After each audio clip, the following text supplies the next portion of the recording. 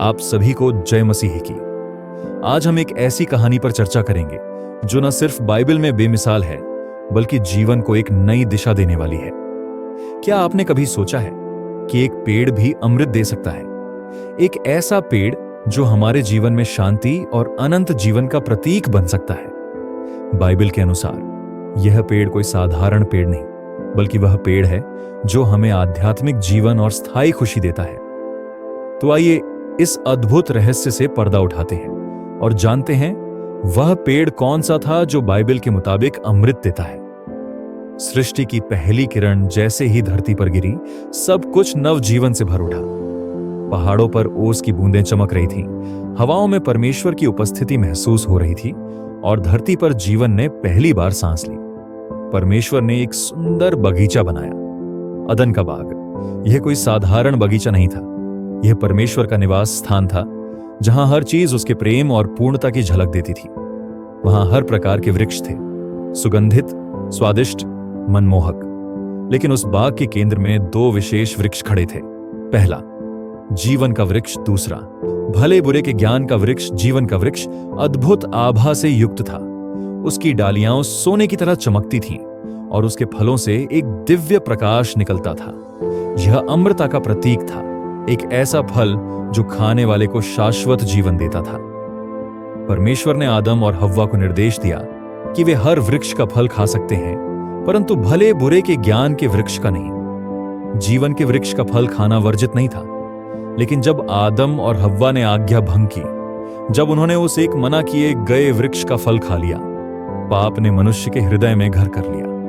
तभी परमेश्वर ने कहा, अब मनुष्य ऐसा हो गया है जैसा हम में से एक, क्योंकि वह भले बुरे का ज्ञान रखता है। अब ऐसा न हो कि वह हाथ बढ़ाकर जीवन के वृक्ष से भी ले और खाकर सदा जीवित रहे। और फिर परमेश्वर ने मनुष्य को अदन से बाहर कर दिया और जीवन के वृक्ष की रक्षा के लिए केरुबिम नामक स्वर्गदूतों को और एक घूमती हुई ज्वलंत तलवार को नियुक्त कर दिया। अब वह मार्ग बंद हो चुका था। उत्पत्ति के बाद जीवन का वृक्ष प्रत्यक्ष रूप से कहीं नहीं दिखता, लेकिन उसकी गूंज अब भी बनी रहती है। उसके लिए लालसा, प्रतीक्षा और संकेत बाइबल के विभिन्न हिस्सों में बार बार दिखाई देते हैं। नीति वचन में लिखा है, धर्मी का फल जीवन के वृक्ष के समान है। आशा का पूरा होना जीवन का वृक्ष है। यह दर्शाता है कि जीवन का वृक्ष केवल एक भौतिक वृक्ष नहीं था, बल्कि यह परमेश्वर से जुड़े जीवन, विश्वास और सत्य का प्रतीक था। जैसे जैसे पाप बढ़ता गया, मनुष्य जीवन के उस स्रोत से दूर होता गया, लेकिन परमेश्वर की योजना बनी रही। एक दिन वह मार्ग फिर खुलेगा। हजारों वर्षों के बाद जब समय पूर्ण हुआ, परमेश्वर का पुत्र यीशु मसीह पृथ्वी पर आया। वह स्वयं जीवन का स्रोत था। उसने कहा, मैं जीवन की रोटी हूं, जो मेरे पास आता है वह कभी भूखा ना होगा। लेकिन वह जीवन हमें कैसे मिलेगा, उसके लिए परमेश्वर ने एक और वृक्ष तय किया था। यह कोई सुंदर बगीचे का वृक्ष नहीं था, बल्कि एक निर्दयी क्रूस का वृक्ष। वही वृक्ष जिसे मनुष्यों ने काठ का बनाकर एक निर्दोष के लिए सज्जा का माध्यम बनाया। यीशु को क्रूस पर चढ़ाया गया। वह पीड़ा सहता गया। उसके लहू की एक एक बूंद पापों की क्षमा का द्वार खोल रही थी। क्रूस अब मृत्यु का नहीं, जीवन का वृक्ष बन गया था। लेकिन इस बार वह केवल उन लोगों के लिए था जो विश्वास द्वारा उसके पास आए। अब अमृता का रास्ता फिर से खुल चुका था, मसीह के माध्यम से। प्रकाशित वाक्य में जब प्रेरित यूहन्ना को स्वर्ग का दर्शन हुआ, उसने जो सबसे चमकदार दृश्य देखा, उसमें एक परिचित वृक्ष था, जीवन का वृक्ष। पर अब वह और भी भव्य था। उसने मुझे जीवन के जल की नदी दिखाई और नदी के दोनों किनारों पर जीवन का वृक्ष था, जो वर्ष में 12 बार फल देता है और उसके पत्ते जातियों के चंगाई के लिए होते हैं। अब जीवन का वृक्ष फिर से सबके लिए सुलभ होगा, पर केवल उन्हीं के लिए जिन्होंने मसीह पर विश्वास किया। धन्य हैं वे जो उसके आज्ञाओं को मानते हैं कि जीवन के वृक्ष का अधिकार पाएं। आज भी वह वृक्ष प्रतीक्षा कर रहा है। क्रूस की ओर देखने वाला हर हृदय जीवन के उस वृक्ष से फिर जुड़ सकता है।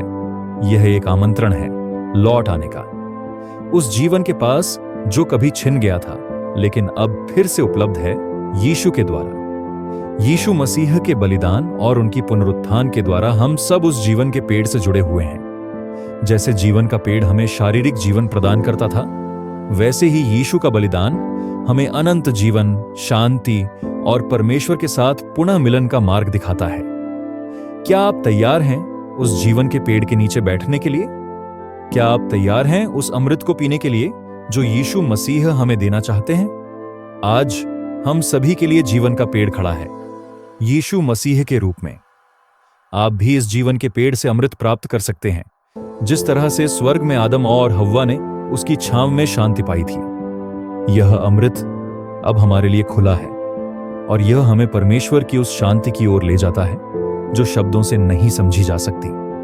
अगर आप भी इस जीवन के पेड़ से उस अमृत का स्वाद चखना चाहते हैं, तो अपने दिलों को खोलें और यीशु मसीह को अपने जीवन में स्वीकार करें। जीवन का यह पेड़ आपके लिए हर समय उपस्थित है। बस विश्वास कीजिए और अमृत प्राप्त कीजिए। यदि आप इस अमृत को पाने के लिए तैयार हैं, तो इस वीडियो को लाइक करें, इसे शेयर करें और मौशी वाइब्स चैनल को सब्सक्राइब करें, ताकि आप और आपके प्रियजन इस अमूल्य जीवन के पेड़ का हिस्सा बन सकें। जय मसीह की।